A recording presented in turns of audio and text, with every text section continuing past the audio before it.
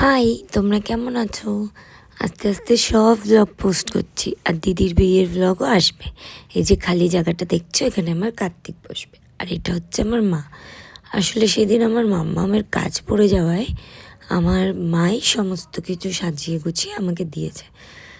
মারা কিরম হয় না, মাকে বলছি মা দাও আমি করি, না তুই বল আমি করে দিচ্ছি, তুই শুধু তোর শাশুড়ির দিয়ে নিয়মগুলো জান, বাদ বাকি সব আমি করে দেবো।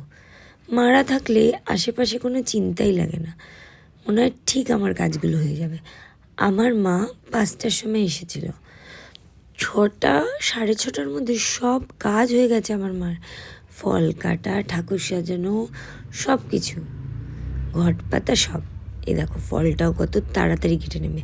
আমার মার বিষয় যত বলবো তত কম, আমার মাম্মামের বিষয়েও যত বলবো তত কম। উনি আসলো, এসে অনেক হেল্প করেছে, ওটাতে পরে আসছি। এইটা আগে দেখো, এখানে এসেছিল প্রিয়াঙ্কা আর আমার দিদি, ওদের সাথে তো ভিডিও নেই তাই ফটো ছেড়ে দিলাম। ওরা এত সুন্দর মজা করেছে সেদিন, আর আমিও অনেক গল্প করেছি। মা আর দিদি চলে গেলে না আমার একদম ভালো লাগে না। তারপর মাম্মাম এলো, আরও অনেক কিছু এগিয়ে এগিয়ে দিল। আসলে একটা মেয়ে যখন বিয়ে করে আসে তখন সে সব কিছু পারে না, তাকে শিখিয়ে টিকিয়ে নিতে হয়, আর আমি তো অনেক কিছুই পারি না। তো মাম্মা আমার মা আছে বলে এই যাত্রায় বেঁচে গেলাম, ওরা না থাকলে আমি অন্ধই বলতে গেলে। যাই হোক, এইটা হচ্ছে আমাদের ঠাকুরমশাই পুজো করছে এখানে, আর এটা হচ্ছে আমার ছেলের পুজো কার্তিক। তো আমি উপোস ছিলাম সেদিন সারাদিন। সত্যি কথা বলবো, খিদে আমার একটুকু পাইনি, কিন্তু জল তেষ্টা পাচ্ছিল খুব। আসলে জানি না কেন আমার উপোস করলে জল তেষ্টাটা পায়। তো এখানে পুজো হচ্ছে, ফল মিষ্টি সব এগুলো মা সাজিয়ে দিয়েছে। কার্তিককে আমার মা গাড়ি এনে দিয়েছে, আমি জামা দিয়েছি, আমার মামা খেলনা এনে দিয়েছে, আমার মা চকলেট ফুটিয়ে এনে দিয়েছে। তো কার্তিক খুব খুশি আমার যতদূর মনে হয়। নিমেষের মধ্যে পুজো হয়ে গেল কত সুন্দরভাবে।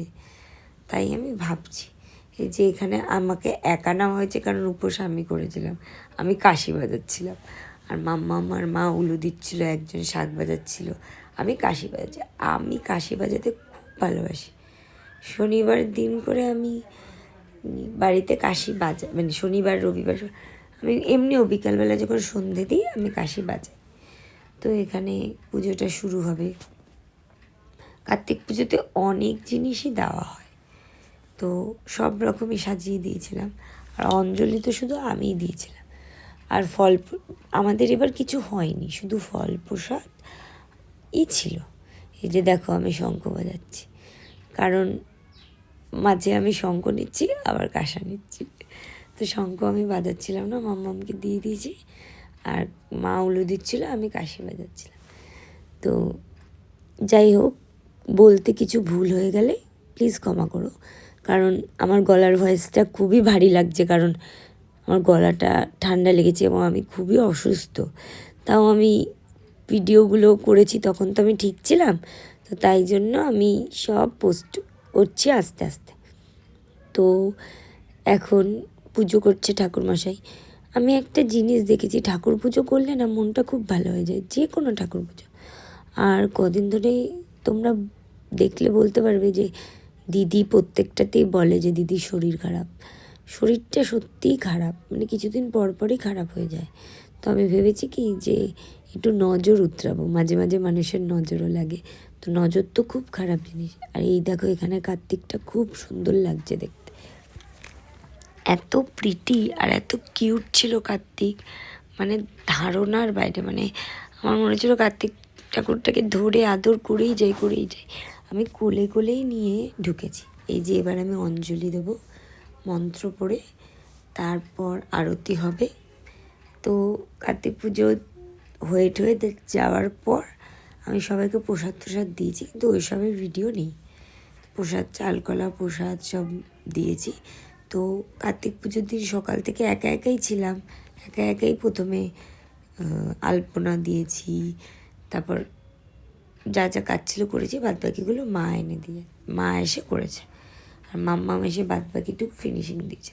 তো আমরা 3 জন মিলে কার্তিক পুজোর দিনটাকে মানে সুন্দরভাবে কাটিয়েছি। আর আমার দিদি আর প্রিয়াঙ্কাও এসেছিলো।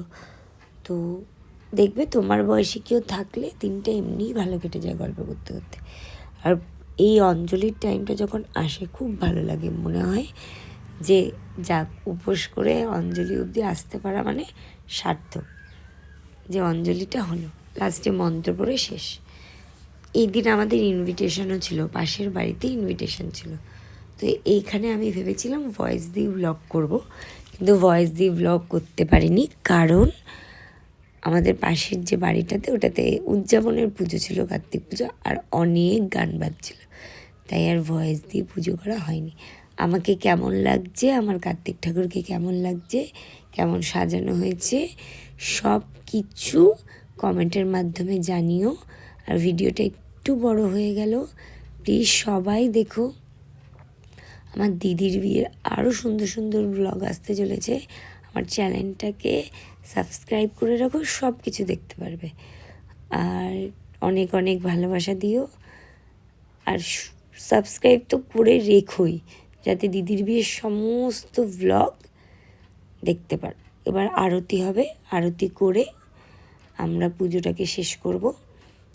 আর এই কার্তিক পুজোর কদিন পরই আসে আমার অ্যানিভার্সারি, তো অ্যানিভার্সারি ব্লগও আসবে, সব পরপর আসবে। দিদির আইবুড়ো বার শেষ হওয়ার পর এই পুজোই ছিল ব্লগ বানানোর মতো। আমাদের বাড়িতে অনেক পুজো হয়, কিন্তু সব পুজোর ব্লগ ছেড়ে উঠতে পারি না, কারণ পুজোর কাজ করতে করতে ছেড়ে ওঠা হয় না সব কিছু। এবার আরতি হবে, আরতির টাইম তো আমার বেস্ট লাগে, আরতি করতেও আমার খুব ভালো লাগে। ঠাকুরমশাই আরতি করবে, তারপর আমি সবাই আরতি নেব। আর হ্যাঁ, তোমরা এটা তো জানো না, এটা ভিডিওতে নেই, কার্তিক পুজো শেষ হওয়ার পর দিন যখন ঘটনারই দিয়েছিল, তো তখন আমি পরের দিন কার্তিক ঠাকুরকে নিয়ে পুরো বাড়িতে ঘুরেছি। ঠাকুরমশাই বলেছিল নাকি কার্তিক ঠাকুরকে নিয়ে পুরো বাড়িতে ঘুরতে হয়, তো পুরো বাড়িতে ঘুরেছি কার্তিক ঠাকুরকে নিয়ে। আর খুবই ভালো লাগছিলো, খুব আনন্দ লাগছিলো, মনে হচ্ছিলো কি নিজে একা একা এরম পুজো করতে পারবো, ভাবতেই পারছি না। কিন্তু মা আর মামার সাপোর্ট ছাড়া কোনো দিনও পারতাম না, আর আমি পারবও না। এই দুটো মানুষের সাপোর্ট ছাড়া আমি কিছু করতে পারবো না, কারণ আমি জানি যে যতদিন আমি এদের জায়গায় যাব না, ততদিন এরা সবার আগে আমার কাছে। আর আমার মা তো মাই হয়, এটা বলবো না শাশুড়ি হয়, শাশুড়িও মা হয়।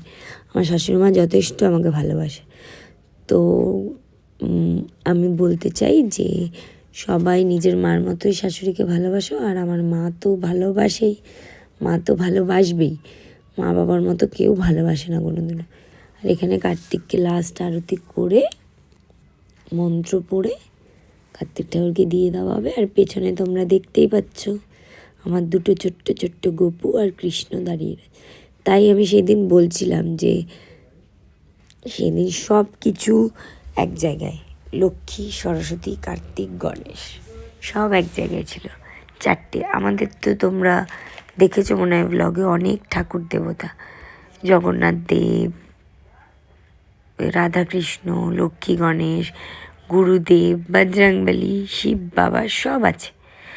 তো পুজো হয় সব রকম, লোকনাথ পুজোটাই সুন্দর করে বড় করে হয়। তো কার্তিক পুজোটা এই সমর্পণ হলো, তারপর আরতি হলো। আর হ্যাঁ, কার্তিক পুজোর দিন আমার খিদে পায়নি, আমি জল তেষ্টা পাচ্ছিল, কিন্তু আমি জল খাইনি, আমি সারা দিনই উপোস ছিলাম, মানে পুরোপুরি নির্জলা উপোস ছিলাম, একটুও জল খাইনি। আর তোমরা যদি আমার কথাটাকে একটু মানে কথা না বুঝতে পারো বা আসতে আসে, তো কিচ্ছু মনে করো না, কারণ কার্তিক পুজোর কদিন পরই আমি একটা বিয়ে বাড়িতে গেছিলাম, তো তারপর থেকে আমার খুব শরীর খারাপ, খুব। লাস্টে আমার একটা ছবি অ্যাড করে দিলাম, আমার ভিডিওটাতে লাইক, শেয়ার অ্যান্ড